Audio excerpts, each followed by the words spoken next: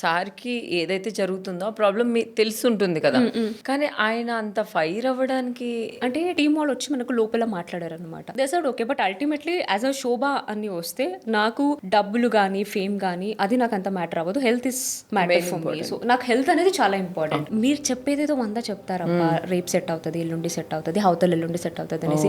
నాకు ఉండాలి కదా కాన్ఫిడెన్స్. క్లియర్ గా చెప్పేశారు. నేను ఈ విషయానికి ఏంటంటే సుదీప్ గారు అలా మాట్లాడడంలో ఇట్స్ నథింగ్ రాంగ్ అండి. యాజ్ అ హోస్ట్ గా సార్ ఏదైతే వర్క్ ఉంటుందో అది చేశారు. అండ్ చెప్పే విధానం ప్రాబబ్లీ చూసే వాళ్ళకి అలా అనిపించి ఉండొచ్చు. యాజ్ అ మీ నేను అక్కడే ఉన్నప్పుడు నాకు అలా అనిపించట్లేదు. ఎక్కడో ఒక చోట మళ్ళీ అరే సార్ చెప్పడం కరెక్టే కదా.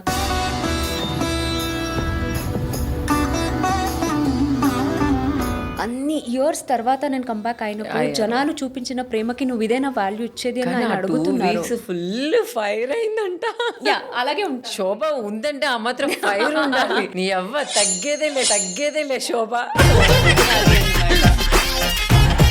సో మొత్తానికైతే మీ హెల్త్ ప్రాబ్లం వల్ల ఒకవేళ నాకు ఛానల్ కి ఏమైనా ప్రాబ్లం ఉంటే ఆర్ ఎల్స్ నేను క్లాష్ చేసుకొని వస్తే బిగ్ బాస్ అయిపోయిన తర్వాత ఇమీడియట్ కలర్స్ కనరోలు ఇంకొక షో వాళ్ళు ఇవ్వరు. ఆ టైం కి ఏదో అయిపోయింది, కూలిపోయింది, ఇంకా అయిపోయిందిరా జీవితం అనుకుంటాం కానీ కాదు, దానివల్ల మంచిది.